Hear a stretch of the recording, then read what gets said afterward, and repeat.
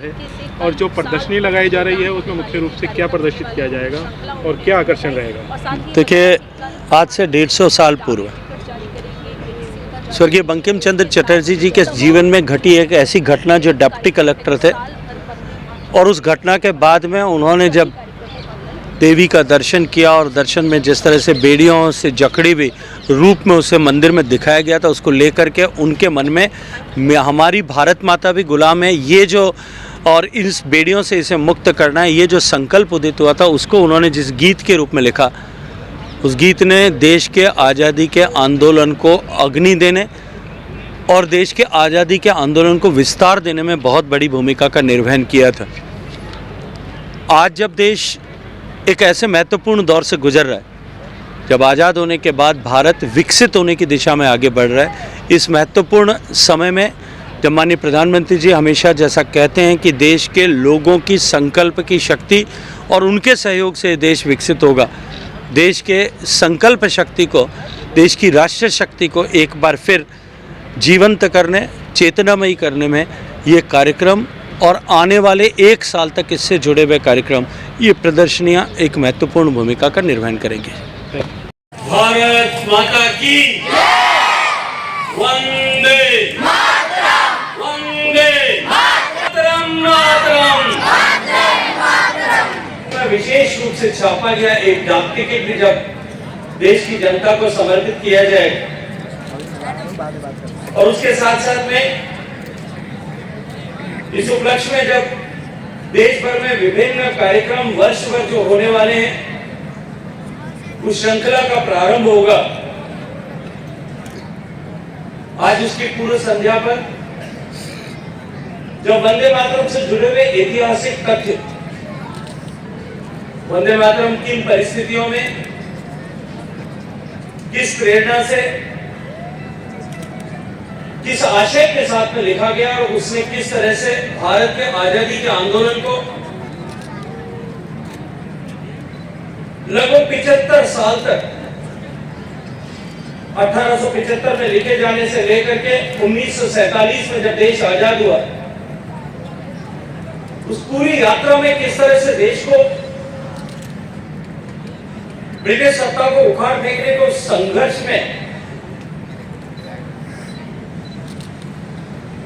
उस समय के लोगों को जोड़ने के लिए एक प्रभावी भूमिका, एक ऋजु के रूप में, एक तंतु के रूप में, एक रस्सी के रूप में अपनी भूमिका का निर्वहन किया। आज जब इस प्रदर्शनी का उद्घाटन हुआ है, मैं इस प्रेस वार्ता के अवसर पर आप सबको मंच पर उपस्थित देश संस्कृति मंत्रालय के सचिव सम्माननीय विवेक अग्रवाल जी, सम्मानित संयुक्त सचिव आदरणीय समर नंदा जी, बीआईडी के उप निदेशक आदरणीय तिवारी साहब, मंत्रालय के विभिन्न अधिकारीगण, मीडिया के सभी बंधुओं, और आज इस गरिमामयी कार्यक्रम में उपस्थित मुझे जिसकी बहुत प्रसन्नता है कि इस प्रदर्शनी के उद्घाटन के अवसर पर एकत्रित आए सभी युवा साथियों ने, देश की भविष्य की पीढ़ी ने, कि प्रेस वार्ता किस तरह से होती है इसको देखने की इच्छा प्रकट की, और उसमें मंत्रालय के अधिकारियों ने आप सबको अनुमति प्रदान करते हुए व्यवस्था की है। मैं हृदय पूर्वक सभी का अभिनंदन करते हुए इस सोच के लिए आभार ज्ञापित करता हूं और आप सबका दिल से स्वागत करता हूं। तो आज सब लोग हम एक ऐतिहासिक राष्ट्रीय स्मरणोत्सव के शुभारंभ के अवसर पर एकत्रित हुए। वंदे मातरम, जैसा मैंने कहा, उस महान गीत की रचना के 150 वर्ष पूरे होना, वो गीत जिसने भारत की आत्मा को जागृत किया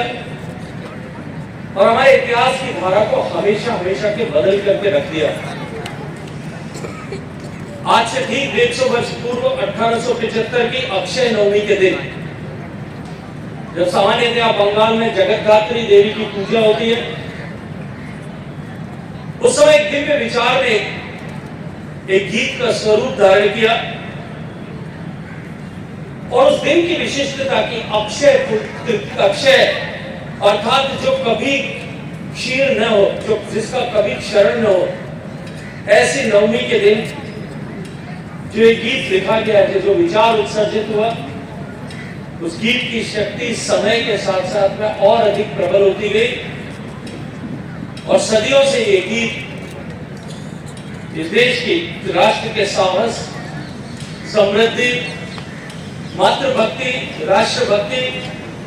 और इन सब की सामूहिक चेतना का प्रतीक बन गई। उसी पावन पर्व पर जब भारतवर्ष मां जगद्धात्री की आराधना में निमग्न था,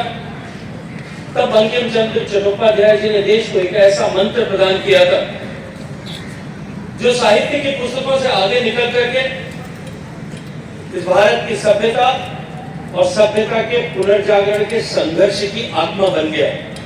वंदे मातरम, मां तुझे प्रणाम। वंदे मातरम, मां मैं तुझे नमन करता हूं। इन शब्दों के साथ में जो साहस और सभ्यतागत स्मृति से जिस गीत का सृजन हुआ, कथाओं में ऐसा कहा जाता है कि 1873 में सामान्य बंकिम चंद्र चटर्जी जो डिप्टी कलेक्टर थे बहरामपुर में, उन्होंने एक ब्रिटिश अधिकारी ने जब वो पालकी में जा रहे थे तब उनका अपमान किया। अभी आप सब लोग एग्जीबिशन में देखेंगे, उनका रास्ता रोका, उनको अपमानित किया, उनके ऊपर फिजिकली असॉल्ट किया, लेकिन वो अधिक खड़े रहे और अंततः न्यायालय में उन्होंने उसे चुनौती देकर के उस अधिकारी को सार्वजनिक रूप से माफी मांगने के लिए मजबूर किया। इस घटना ने बंगाल की आत्मा को और बंकिम चंद्र चटर्जी जी की आत्मा को झकझोर दिया। जब उनके खिलाफ प्रोसीडिंग्स चल रही थी और वो जिस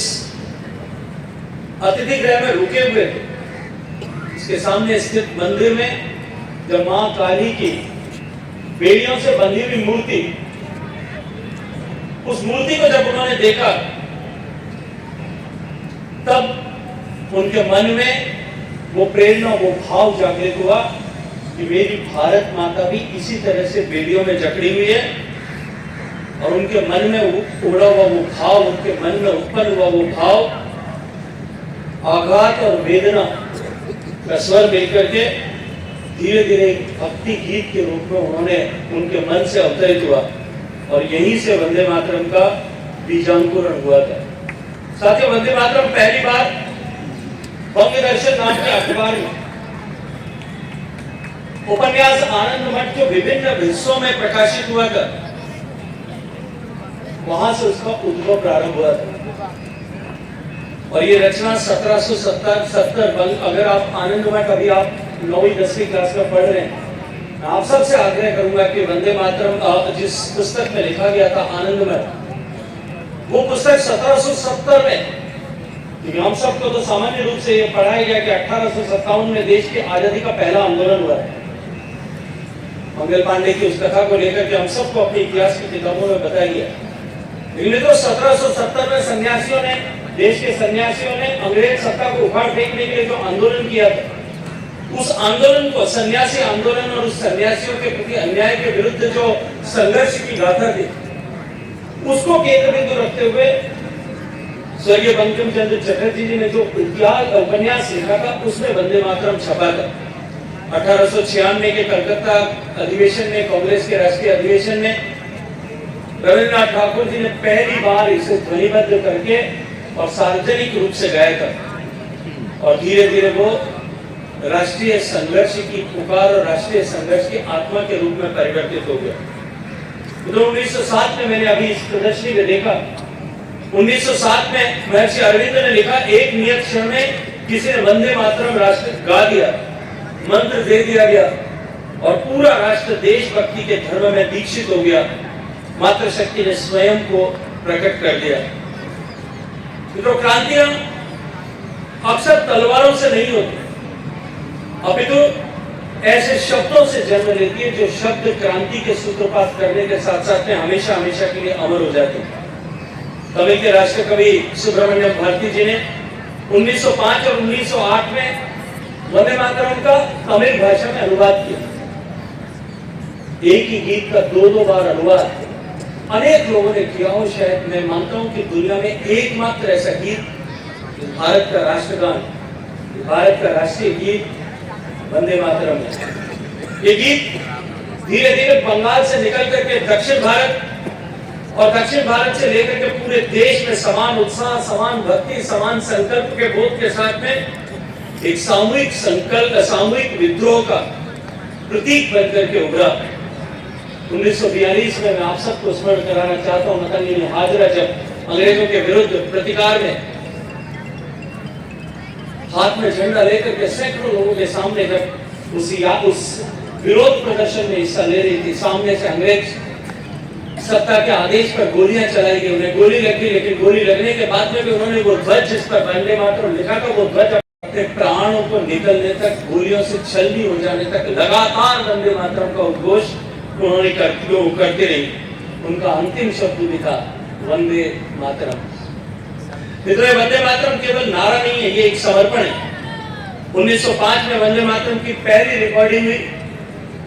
कलकत्ता की इस रिकॉर्डिंग के बाद में ब्रिटिश शासन इतना भयभीत हो गया था कि उन्होंने इसे एक राष्ट्रीय रिकॉर्ड कह करके इस पर प्रतिबंध लगा दिया और जनता तक इसे पहुंचने से रोकने का प्रयास किया। उन्होंने सभाओं में, पुस्तकों के प्रकाशन में, अखबारों में वंदे मातरम लिखने पर भी प्रतिबंध लगाया।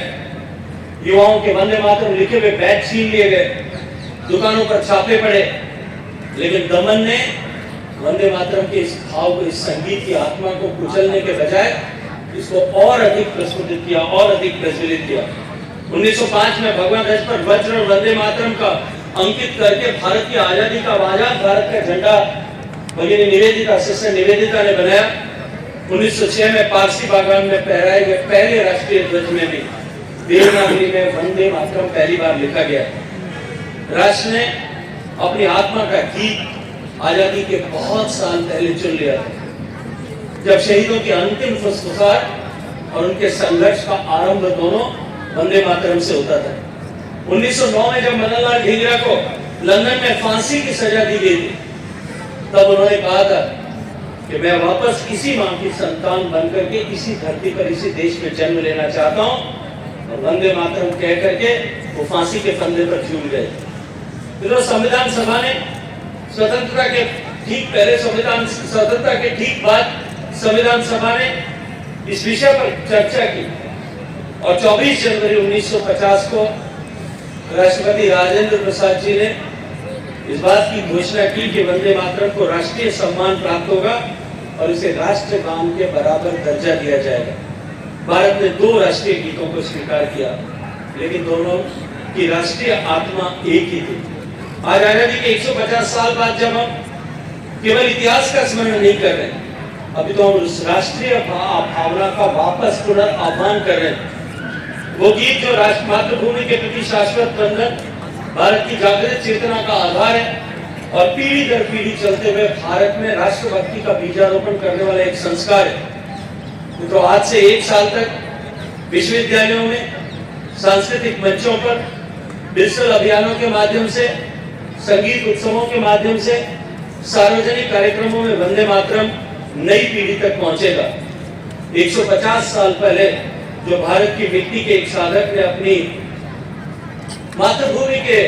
वंदन के लिए जो गीत लिखा था, उनकी स्तुति के लिए जो गीत रचा था, वो गीत आंदोलन बना। वो गीत आंदोलन से संघर्ष के रूप में परिवर्तित हुआ और संघर्ष ने इस स्वतंत्र भारत का निर्माण किया। आइए हम सब मिलकर के जिन कार्यक्रमों की श्रृंखला आने वाले समय में है, मैं आपका उल्लेख करते हुए अपनी बात को समाप्त करना चाहूंगा। आने वाले 1 साल में इस विषय को लेकर के अनेक इवेंट होंगे। कल पहला कार्यक्रम, राष्ट्रीय स्तर का कार्यक्रम माननीय प्रधानमंत्री जी की उपस्थिति में होने वाला है,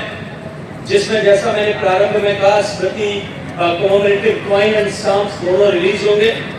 और उसके बाद में देश भर में विश्वविद्यालयों में सार्वजनिक रूप से अनेक जगह पर इसकी प्रदर्शनियां आयोजित की जाएंगी। देश के विभिन्न स्थानों पर इसको लेकर के अनेक तरह के सांस्कृतिक कार्यक्रमों की रचना की जाएगी। इसके साथ साथ में देश इस महत्वपूर्ण पड़ाव पर जब आज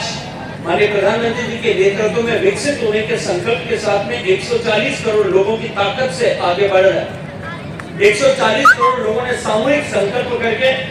इस देश को विकसित बना करके उन सब हुतात्माओं को, जिन्होंने आजादी की लड़ाई में अपने आप को खपा दिया, अपने आप को बलिदान कर दिया, कुर्बान कर दिया, अपना जीवन और जवानी समर्पित कर दी, उनको श्रद्धा सुमन अर्पित करते हुए हम सब लोग एक बार फिर संकल्पबद्ध हों, ये पीढ़ी एक बार फिर संकल्पबद्ध हो कि उनकी आशाओं के भारत का निर्माण हम करेंगे। वो आशा का बीजारोपण एक बार फिर करने के लिए हम सब के रगों में उसी तरह की राष्ट्रभक्ति और की चेतना और भाव जागृत हो। इस लक्ष्य को लेकर के देश भर में अनेक कार्यक्रमों की श्रृंखला का शुभारंभ करूंगा। मैं आप सबको आज इस महत्वपूर्ण अवसर पर इस प्रदर्शनी के उद्घाटन का साक्षी बनने के समय आप सबका हृदयपूर्वक स्वागत करते हुए आप सबका हार्दिक अभिनंदन करता हूँ। मीडिया के मित्रों ने भी आज इस प्रेस वार्ता में इतने सारे बच्चों के साथ में उपस्थिति को दर्ज किया। मैं मानता हूँ मेरे 35 साल के सार्वजनिक जीवन में मैं पहली बार देख रहा हूँ जब प्रेस कॉन्फ्रेंस के साथ में इतने सारे युवा साथी भी प्रेस कॉन्फ्रेंस के साक्षी बने। मैं आप सबका स्वागत करते हुए बहुत सारा धन्यवाद करता हूँ। मीडिया के मित्रों के आगे